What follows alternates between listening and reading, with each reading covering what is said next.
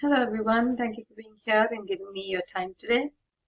I'll be walking you through the journey that led to the creation of this language learning app, Say Something, where you can learn a new language with short, easy lessons anytime and at your pace. So let's get started.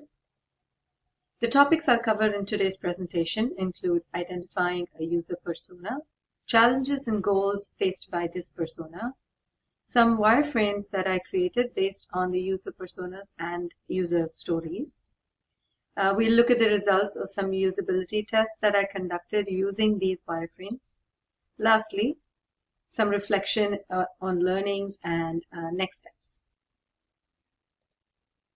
Let me introduce our user persona, Aryan. He is a high school student who's studying at Shubhumi, a school in Bangalore, India. Before I moved to the United States, I used to be a teacher at a school, and I had a few older kids that were getting ready to spread their wings and explore the world.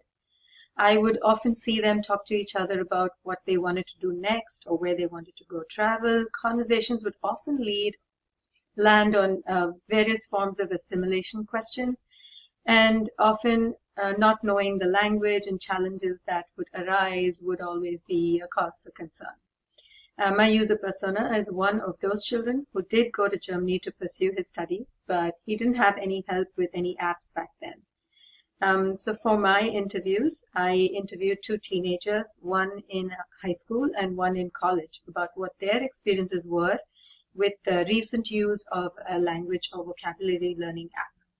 So why did they want to use this app? What did they like about it, or what they didn't like about it? Why they stopped using it, or if they were still using it, why they were on it now. I also spoke to some older adults about why they downloaded a language or vocabulary learning app and asked them the same questions. And based on those interviews, I created our user persona, Aryan. Aryan is about to graduate high school and he would love to go outside India to pursue his higher education. He's been looking at some schools in Europe and has narrowed down a few. His challenge is that he wants to feel at home in the new place and culture. And as part of that, he wants to learn the language of the new place he is going to. Problem statement, or the reason for designing this app, was that Aryan needs a way to learn the basic vocabulary and simple phrases of a new language in a way that can fit into his busy schedule. Keeping this in mind, here's what I had originally proposed. You can see the splash screen, which shows the name of the app, Say Something. The onboarding process was basically asking for you to choose the language you want to learn and the daily goal you want to set for yourself to learn that language. It would then take you straight to the sign-up process where you were asked for an email ID and to create a password. Once you sign up, you could then start seeing what options you had for learning, for your learning journey to begin. You could either choose a topic that would take you to a list of topics already curated by the app, or you could review a topic you had already learned in the past. Once you pick a topic of your choice from the Choose Topic section, you could see that each topic, as seen in the third slide, will have a set of phrases that you can tap on to reveal a new language translation. You can also hear that phrase in the new language as soon as it appears, and you can tap on it to repeat hearing it. Once you go through the phrase, you can X out the screen to go back to the previous screen where you would choose the next phrase. The navigation bar at the bottom will let you navigate to the home, review tab to review a topic that you've already learned, a friends tab that lets you invite a friend to join the app, or settings to let you see and change your settings and other personal details. To review a topic, you could either tap on the home icon on the navigation bar or go straight to the review icon on the navigation bar. In the review topic, you would then be asked to pick the topic you'd like to review. Then there are three ways in which you can review each of those topics that you pick on. You could either choose flashcards, you could choose a puzzle, or you could quiz yourself. Once we had the basic prototype, we decided to take it to the field and conduct usability tests. We chose 4 people, including our persona Aryan, with varying ages from 16, 20, 35 to 47. We conducted these tests in person at my home using my iPhone and the Marvel app with the wireframe uploaded, and we made it a prototype so it could be interactive for the user to test it. We handed the app to the users, gave them each 4 tasks to complete, and started recording their reactions and responses. The tasks we requested were opening the app and signing up to get started, trying out a lesson, trying out a review lesson, and lastly, inviting a friend. We then proceeded to organize our findings, separate the responses for each task, and rate feedback given in relation to the release of the app using Jakob Nielsen's framework for rating error severity. This would then help us prioritize the improvements that would make our app release successful. Based on the tasks given to the users, we received a lot of very useful feedback. And based on this feedback, we made some recommendations and changes to the product to better ensure its success. So just to briefly go over what those tasks were and what the recommendations were, the first task we had said was the onboarding process, such as opening the app and signing up. Once the users started using the app, we realized that it was kind of breaking their flow, and it would be a much better user experience if they could go through a complete lesson plan, and then we move the sign-up process to later.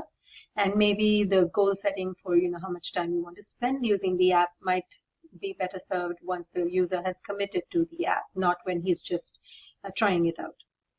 So that was the recommendation. And then for the next task, the user was to go through a lesson plan and see how that felt. So then, based on the feedback we got, we realized that giving them more, a better breakdown of the level of complexity of the learning that they wanted to embark on would be nicer for them to have. So if they had no experience learning the language, we started with some simpler phrases and words. And we also gave them options of just learning words or starting with simple phrases, and then the complexity would grow. And the user would also be able to choose based on where they were starting with the learning journey. The user then had to, as part of the third task, review a lesson plan.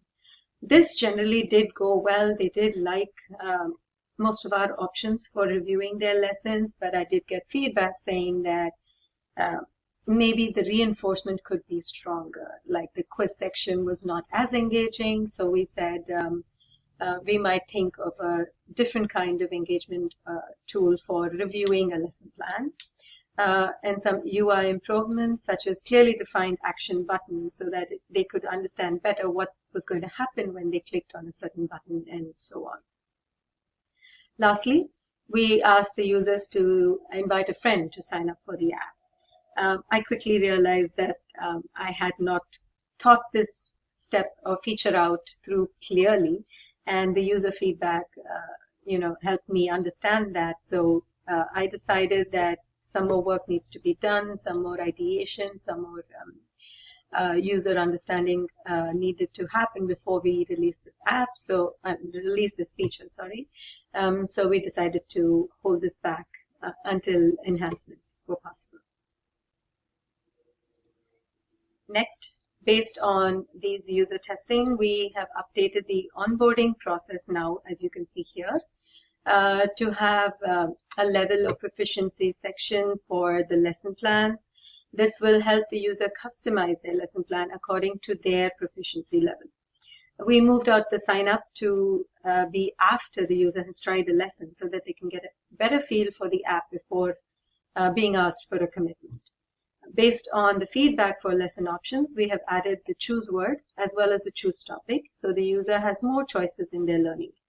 And to keep the UI cleaner, we decided to move the review topic to live in its own tab on the navigation bar and not on the screen.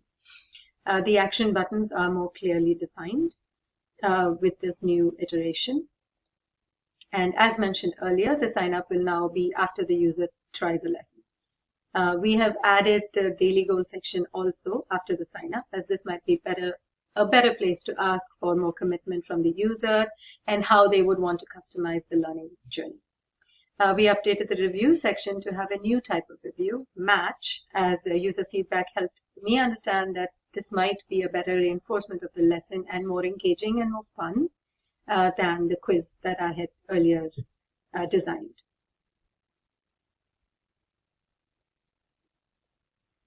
I learned that user feedback is critical to improving your design. For example, I realized that it's much better user experience to have them try out a whole lesson plan before asking them to sign up. That way the user does not feel like they're being pushed into committing before trying something first. I also learned that if something is not well thought out, like inviting a friend, the users will definitely sense the muddiness. So it's important to create, ideate, and design thoroughly and clearly with a lot of input from users. I will continue to make improvement as mentioned above until users or testers are completely satisfied with the finished product and it's ready for launch. Thank you again for your time, and I look forward to presenting the final product to you soon.